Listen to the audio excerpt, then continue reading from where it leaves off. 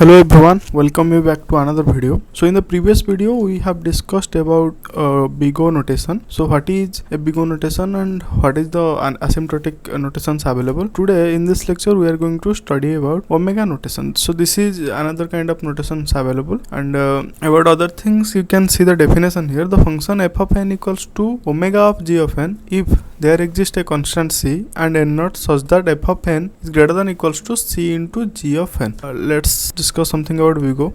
So big O is used to represent the worst case, right? And here we are going to discuss about the omega notation.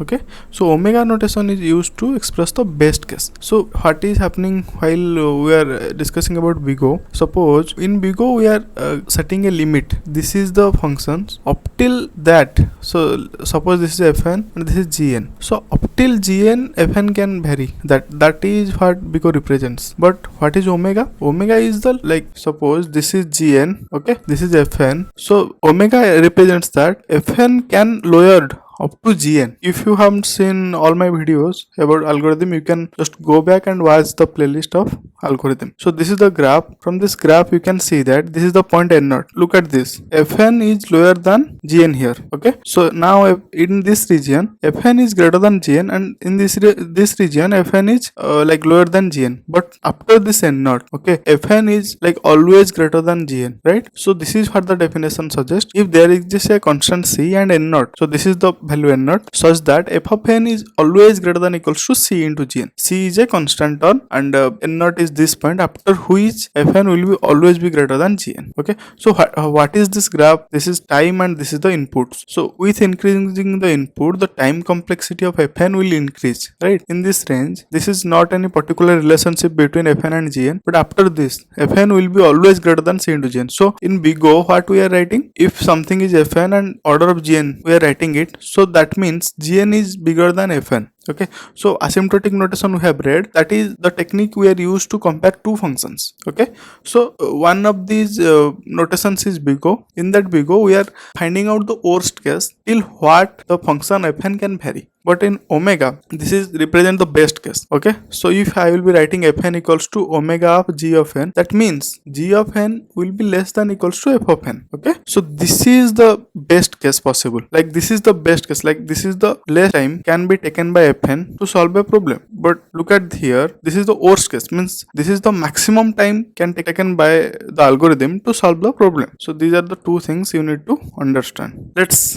go into some more questions. You can see here there are two functions fn and gn I have given. So you need to find it out which one is greater. If fn is greater than equals to g of n, then we can simply write that f of n equals to omega of g of n, right? What we have read in the definition part. If gn is greater than equals to f of n, then gn can be written as omega of f of n. Which one will be smaller? That one will be inside the omega notation. So look at this question. Here fn is n and gn is n square. From seeing that, we can say that n square will be greater than n. That's why I can write it as gn equals to omega of f of n, because f of n is smaller.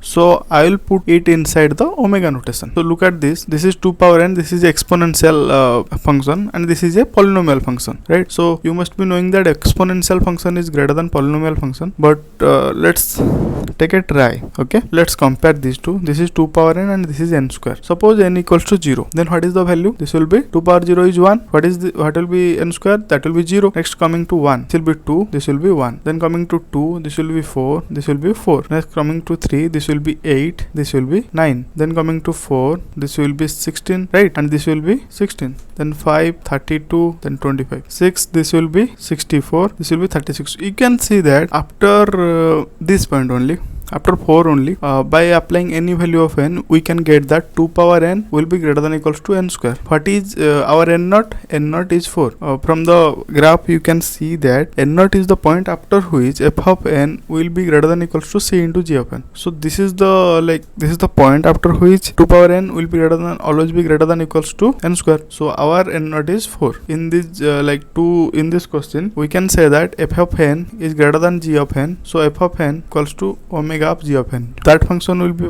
smaller, that one will be put inside the omega notation. Let's come to this question. This is also exponential term and this is polynomial, so this one will be greater. So g of n will be inside the omega notation. This is n power n, this is n factorial. Between n power n and n factorial, there is a, this is a like great property we are always using. If you compare n power n and n power n factorial, then n power n will be greater. You can put some values and can find it out, but if we will taking log both sides, then approximately both will be getting equal. Both will be getting n log n. So you need to like consider this point and can note it down. You can see here it is n square plus 10 polynomial function. This is n square. So significant term is n square here. Here it is also n square. So both are having same significant term. So we can write it as f of n equals to omega of g of n, or g of n equals to omega of f of n, because both terms are equal. Here you can see that 2 power n and n square, definitely this will be greater. 2 power n and 4 power n. Right, simply we can say that 4 power n will be greater because I can write it as 2 power 2n. So this will be greater. 3 power n, 5 power n. 5 power n will be greater than 3 power n. Then coming back to here, log n and n square, definitely n square will be greater. N cube, 3n square. So from this you can say that these two are asymptotically equal, right? Asymptotically equal, because here the prominent term is n cube and here also the prominent term is n cube. So they are both equal. So I can write it as f of n equals to big O of g of n and g of n equals to big O of f of n. Okay, so that's all for today. You can watch all the recordings before, so you can get the clarity, and thank you for watching. Please like, share and subscribe. Thank you and all the best.